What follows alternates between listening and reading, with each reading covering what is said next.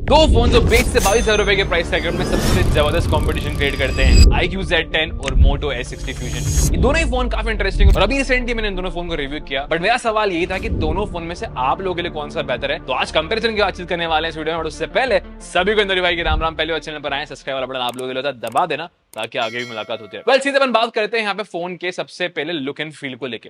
तो देखो Moto A60 Fusion जो है ना, थोड़ा सा लग्जरी वाली वाइब देता है क्योंकि उसका जो पीछे का बैक टेक्सचर है ना, वो काफी अलग है, काफी अलग फील देता है। कैमरा मॉड्यूल जो है वो Moto के हमने ऑलरेडी पिछले फोन्स में देखे, सिमिलर काइंड ऑफ मॉड्यूल है बट अच्छा लगता है। और एक वो जो स्लिमनेस है Moto A60 Fusion की, वो काफी अमेजिंग है। Now coming to the part of iQOO का जो डिजाइन है वो सिमिलर काइंड ऑफ को नजर आता है, बट दिखने में काफी सॉलिड फील देता है। बैक पैनल आपको बहुत सॉलिड नजर आता है, सर्कल वाला मॉड्यूल है, सिमिलर काइंड ऑफ मॉड्यूल है। साइड अगर स्लिमनेस की बात करूं तो हाँ, Moto जितना स्लिम तो नहीं है, बट ऑलमोस्ट डिजाइन काफी स्लिम आपको देखने को मिलती है। ओवरऑल आपको जो पोर्ट्स वगैरह हैं सभी दोनों फोन में देखने को मिलते हैं, बट द मेन पार्ट की कैमरा मॉड्यूल की जो प्लेसमेंट है वो दोनों फोन में डिफरेंट है और कलर जो है वो आपको डिफरेंट देखने को मिलते हैं। Moto के साथ एक दिक्कत जो मैंने नोटिस करी कि ये वाला जो कलर मेरे पास है, इसमें ना ये डस्ट और पीछे जो गंदगी दिख रही है ना आपको, ये जल्दी कैच करता है। वहीं अगर iQOO की बात करूं तो शाइनी सरफेस के साथ में आता है और इजीली क्लीन हो जाता है। तो कंपैरेटिवली बात करूं तो Moto के साथ आपको थोड़ा सा केयरफुल रहना पड़ेगा इस वाले कलर के साथ। डालते हुए सीधी नजर अपन यहाँ पे मेन डिस्प्ले को लेकर। देखो iQOO में आपको 6.77 इंच का AMOLED डिस्प्ले देखने को मिलता है 120 हर्ट्ज के रिफ्रेश रेट के साथ में, जो कि काफी impressive peak brightness of 5000 nits के साथ में आता है,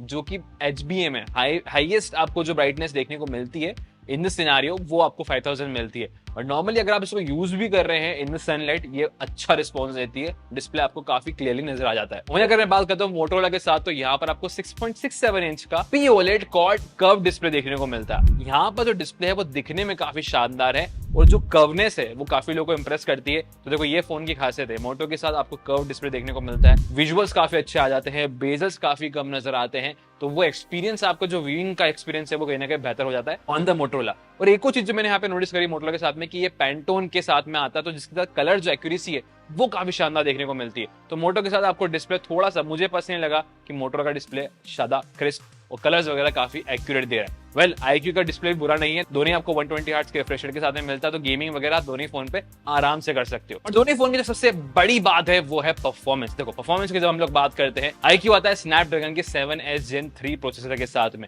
जो कि इस सेगमेंट में सबसे ज्यादा पावरफुल बन जाता है। और अगर आप गेमिंग की बात करते हैं और लंबे समय के यूज की बात करते हैं तो स्नैपड्रैगन प्रोसेसर ऑलवेज प्रीफर्ड होते हैं। वहीं Motorola की बात करें तो आपको Dimensity 7400 दिए रखा है, जो कि ऑलमोस्ट MediaTek का नया प्रोसेसर है और परफॉर्मेंस के मामले में आपको काफी हद तक टक्कर दे देता है स्नैपड्रैगन 7S Gen 3 के साथ। पर जैसे मैंने लंबे समय की यूज की बात करी तो वहां पर स्नैपड्रैगन थोड़ा सा पावरफुल हो जाता है। इन ओवरऑल अगर आप गेमिंग वगैरह करना चाहते हैं, देखो BGMI से गेम, कॉल ऑफ ड्यूटी से गेम, आप दोनों ही फोन पे अच्छे से खेल सकते हो, कोई दिक्कत नहीं आएगी। और थोड़ा सा ये कह सकता हूँ कि iQOO में आपको बेहतर परफॉर्मेंस देखने को मिलेगी। उनका जो गेमिंग मोड है और जो परफॉर्मेंस है गेमिंग सेगमेंट में वो हमेशा से बेहतर रही है कंपेयर टू अदर फोन्स। तो गेमिंग के मामले में आप iQOO को प्रेफर दे सकते हो, बट हाँ आप Motorola पे भी गेमिंग कर सकते हो। और अगर मल्टीटास्किंग की बात करूं तो दोनों ही चिपसेट मोर देन इनफ है और दोनों पे अच्छी खासी मल्टीटास्किंग कर पाओगे। बस एक चीज यहाँ पे मैंने नोटिस करी कि रैम ऑप्शन की अगर मैं बात करूं तो यहाँ पे आपको 8GB रैम दोनों ही फोन में ऑप्शन दे रखी है, बट स्टोरेज के मामले में आपको Motorola में 512GB का ऑप्शन भी देखने को मिलता है, जो कि iQOO में नहीं दे रखा है। अब जो मेन फोकस हो जाता है देखो दोनों ही फोन में वो हो जाता है कैमरा को लेकर। अब कैमरा में काफी डिफरेंस नोटिस हुआ, मैंने पर्सनली यहाँ पे फोटोज वगैरह क्लिक आउट करके जब देखा ना,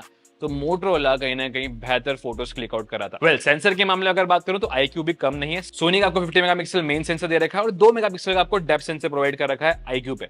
वहीं 8 मेगापिक्सल का आपको फ्रंट सेल्फी कैमरा भी मिल जाता है। पर जब यहाँ Moto S60 Fusion की बात करते हैं तो यहाँ पे आपको 50 मेगापिक्सल का LYT-700C main sensor with OIS देखने को मिलता है, जिसकी कलर क्वालिटी और पिक्चर्स काफी अमेजिंग निकल कर आए। और हाँ ये पेंटोन सर्टिफाइड भी है, तो कलर्स के मामले में तो आपको एक्यूरेसी जो है बेहतर देखने को मिलेगी Motorola में। और ये सैंपल्स आपको समझ में भी आ रहा होगा कि कलर्स और जो क्लैरिटी है वो किस में आपको बेहतर लग रही है। वेल iQOO उतना बुरा नहीं है इन डेलाइट में अच्छी परफॉर्मेंस देता है। लो लाइट में थोड़ा स्ट्रगल मैंने नोटिस किया, जहां पर मुझे लगा कि Motorola बेहतर परफॉर्म कर रहा है। सेल्फी की बात करूं तो सेल्फी के मामले में 32 मेगापिक्सल का जो मेन सेंसर है Motorola पे वो काफी बेहतर है और फोटो वगैरह काफी अच्छे लिखा जाता है। और जो वाइड फील्ड ऑफ व्यू है वो आपको इंप्रेसिव देखने को मिलती है और सेल्फी वगैरह के सैंपल्स ही मुझे Motorola के बेहतर लगे। तो on the camera part I would suggest कि आप iQOO को छोड़कर Motorola के साथ जा सकते हो। ऑल्दो वीडियोग्राफी पार्ट की बात करूं तो दोनों ही फोन 4K में रिकॉर्ड कर सकते हो, इससे कोई दिक्कत नहीं, आप वीडियो रिकॉर्डिंग करना चाहते हो तो मेरे हिसाब से जो मेरा पर्सनल ओपिनियन है कि आई वुड पर्सनली सजेस्ट कि आप iQOO की जगह Motorola को preference they for the camera purpose. Alright guys, तो ये जो है बैक कैमरा और यहाँ पर आप 4K 60 FPS में रिकॉर्ड कर सकते हो और यहाँ की जो क्वालिटी है जैसे आपको नजर आती है, जैसे मैं अभी सनलाइट में खड़ा हूँ डायरेक्ट और अभी इस तरह से अगर मैं शेडो में मूव करता हूँ तो यहाँ पर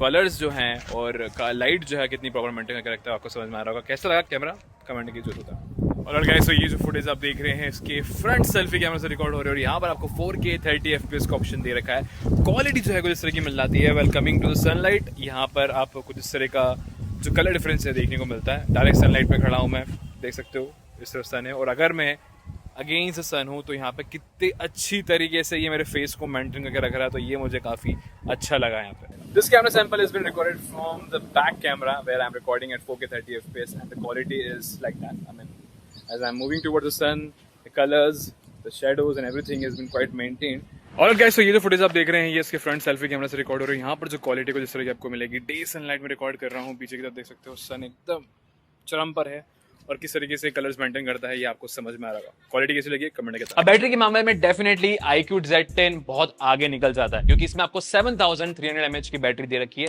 विद 90 वॉट फास्ट चार्जर।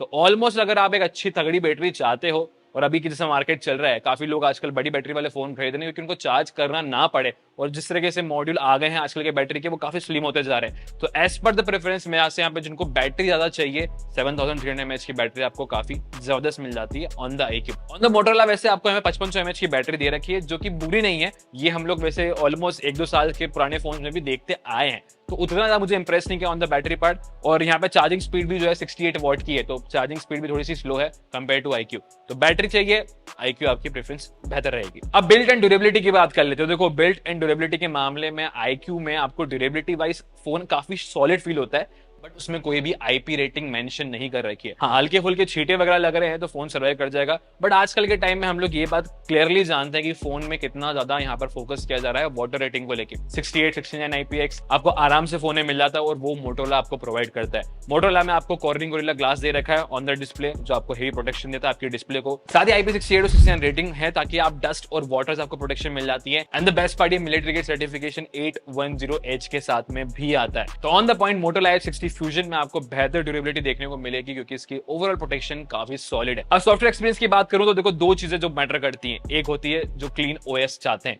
मेरा ऐसा यूजर, मुझे पर्सनली क्लीन OS पसंद है, तो मैं मोटोरोला को हमेशा से ऑपरेटिंग सिस्टम के लिए प्रेफर करते आया हूं क्योंकि आपको एकदम स्टॉक एंड्रॉइड वाला फील देखने को मिलता है और जो गूगल का ऑपरेटिंग सिस्टम है क्लीन देखने को मिलता है, कोई फालतू के ब्लॉटवेयर्स नहीं, कोई एक्स्ट्रा एप्लीकेशन नहीं, तो मैं पर्सनल उसका फैन हूं। वहीं अगर आप iQOO की बात करें, देखो iQOO के OS भी उतना बुरा नहीं है, बट यहाँ पर जो आपको ब्लॉटवेयर्स वगैरह देखने को मिलते हैं, जो प्री इंस्टॉल एप्लीकेशन है वो कहीं ना कहीं थोड़ा सा आपको अनॉय कर सकती है, स्पेस भी खाती है और वो थोड़ा सा आपको लॉन्ग टर्म में दिक्कत देता है। तो यहाँ पर एक चीज मुझे नोटिस हुई है कि आप अगर मोटोरोला के साथ जाएंगे तो यहाँ पर आपको क्लीन एकदम प्रॉपर OS देखने को मिलता है और मैं उसका पर्सनली प्रेफरेंस देता हूँ। बट मेन बात कर लेते हैं आप प्राइसिंग को लेकर। तो iQOO जो है वो लगभग 22,000 रुपए की प्राइसिंग में आपको मिलता है, जहां पे आपको 8GB 256GB का वेरिएंट मिल जाता है। अब इसमें एक चीज ये भी है कि कार्ड वगैरह का डिस्काउंट वगैरह लगाते हैं तो लगभग आपको 20,000 के अराउंड मिल जाता है इसका जो बेस वेरिएंट है। तो काफी इंटरेस्टिंग है कि आपको अंडर 20,000 ये फोन मिल जाता है। अब वहीं अगर आप मोटोरोला की बात करें तो मोटोरोला आपको 22-23,000 के आसपास ही पड़ता है, जिसमें आपको 2 स्टोरेज ऑप्शन मिल जाते हैं, एक तो 256GB और 512GB। वो आपके ऊपर ऑप्शन है कि आपको कौन सी स्टोरेज वाला ऑप्शन लेना है,